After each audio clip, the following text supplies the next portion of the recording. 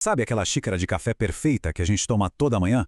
Pois é, sejam bem-vindos a esta nossa análise documental de hoje, onde a gente vai investigar o que realmente sustenta a oferta diária de expresso no mundo.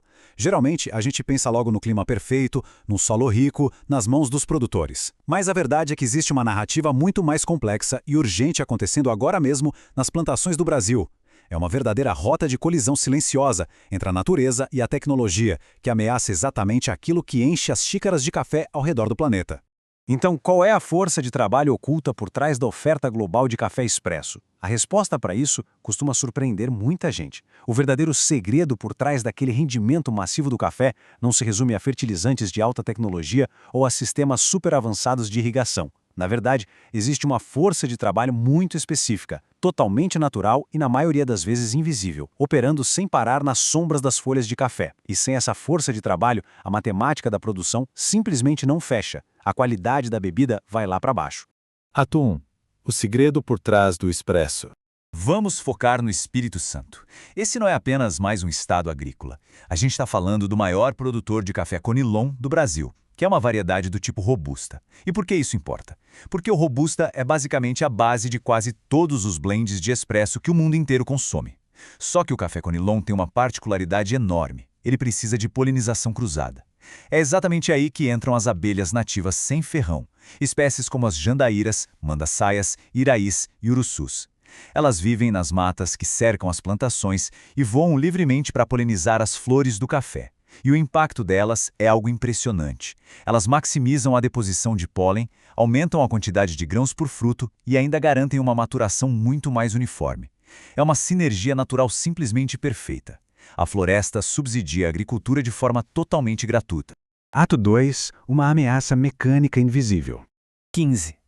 Até setembro de 2025, o IDAF, que é o Instituto de Defesa Agropecuária e Florestal do Espírito Santo, registrou exatas 15 notificações oficiais de mortandade de abelhas. Isso em municípios cruciais para o café, como Santa Teresa, Colatina e Linhares. Dessas notificações foram coletadas amostras e 6 confirmaram diretamente a presença de resíduos de agrotóxicos como a causa da morte. Para colocar isso em perspectiva, o órgão passava anos sem registros formais desse tipo. Esse salto repentino nos números é um alerta vermelho, apontando para um fenômeno novo e extremamente agressivo acontecendo no campo. Para entender a gravidade da situação, tem uma frase do engenheiro agrônomo Fábio Mora Passos que resume bem o drama de quem vive isso na pele. Ele relata: sempre que coloco as colmeias nas plantações de café, as abelhas morrem. Já perdi 40 colmeias de uma vez. Perder 40 colmeias de uma só vez não é um acidente, gente. É um extermínio. É o resultado direto de pulverizações feitas sem nenhum aviso prévio, sem controle, onde os apicultores não têm sequer a chance de reagir ou proteger o seu meio de subsistência. A brecha regulatória.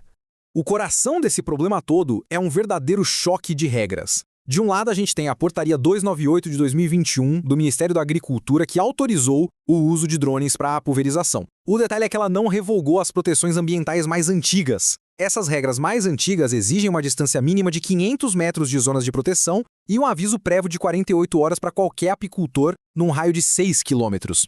Em termos jurídicos, um drone é considerado uma aeronave agrícola e deveria seguir tudo isso à risca. Mas, na prática, a esmagadora maioria dos operadores está ignorando completamente essas exigências. Quando a gente olha para os dados, a ferida dessa falta de controle fica bem exposta. De um lado, existem mais de 12.300 drones agrícolas reportados à ANAC, voando dentro das leis aeronáuticas. Mas do outro lado, apenas cerca de 2.600 possuem o registro sanitário, que é obrigatório no Ministério da Agricultura. O que isso quer dizer? Que 4 em cada 5 drones operando hoje nos campos brasileiros estão voando à margem da lei agrícola e ambiental, sem certificação, sem prestar contas sobre distâncias de segurança e sem avisar ninguém. E o resultado de toda essa falha de fiscalização se resume a um único número: 0. Apesar dessa operação ilegal gigantesca de milhares de drones clandestinos, 0 operadores ilegais foram responsabilizados no Espírito Santo em 2025. É literalmente uma indústria operando nas sombras com impunidade total. O risco para quem opera de forma irregular é nulo, mas o custo para as abelhas e para as famílias dos apicultores é algo devastador. O desmatamento invisível. A mecânica desse desastre funciona mais ou menos assim. Esses operadores não registrados pulverizam a poucos metros de matas ciliares e meliponários. Os drones voam super baixo, muitas vezes de madrugada, aplicando herbicidas fortíssimos de amplo espectro que dizimam a cobertura vegetal em questão de dias. Diferente de um trator ou de um avião tradicional, o drone quase não deixa rastro visível ou sonoro na hora em que está operando. O veneno desce como uma névoa e, com as árvores, morrem todas as colônias de abelhas silvestres. O mais irônico é que a Lei 14.119 de 2021 existe justamente para proteger essas abelhas, mas sem fiscalização no campo, a lei é letra morta. Pensa no seguinte, uma abelha silvestre na floresta que sustenta toda essa produção de café não tem absolutamente nada além da árvore em que ela vive. Aqueles 15 casos oficiais notificados que a gente mencionou antes representam apenas as abelhas que têm dono, que têm um endereço, alguém que pode ir lá e prestar queixa. Mas a imensa maioria das abelhas que fazem esse serviço essencial vive solta nas matas. Elas morrem em silêncio, sendo varridas do mapa sem sequer entrar em nenhuma estatística oficial. Esse é o verdadeiro custo invisível dessa automação irresponsável. Ato 3. Contra-atacando com dados. Mas a gente não está aqui só para falar do problema. O Instituto Brasil, o IBRAM, decidiu levar esse cenário direto aos tribunais como ação civil pública na Justiça Federal. O argumento central deles é justamente essa assimetria absurda entre o número de drones que existem voando por aí e os que estão devidamente registrados. A ação bate numa tecla muito clara: autorizar o uso do drone não anula o dever de proteção ambiental que já existe na lei. É uma batalha legal fascinante para forçar a fiscalização num setor que simplesmente se acostumou a operar sem a presença do Estado. E como a justiça precisa de provas, a plataforma GeoIBRAM entra em cena para fornecer exatamente isso. Funciona assim. Primeiro, os apicultores registram suas caixas de graça, usando coordenadas exatas de GPS. Instantaneamente, um raio de proteção legal de 500 metros é traçado no mapa. Se um drone pulverizar veneno ali dentro, não é mais só uma reclamação de boca, vira um dado criptografado, uma prova geográfica inegável que vai direto para o tribunal. É usar a tecnologia para transformar uma abelha vulnerável no meio do mato em uma entidade protegida por dados com defesa jurídica real. O que nos traz a uma reflexão final muito importante. Essa situação no Espírito Santo é, na verdade, um microcosmo de um desafio global enorme. Quando a tecnologia avança rápido demais e a regulamentação não consegue acompanhar o ritmo da natureza, são os nossos ecossistemas que pagam a conta. E perder essas abelhas não é só uma tragédia ecológica, é uma crise econômica iminente para a produção global de café.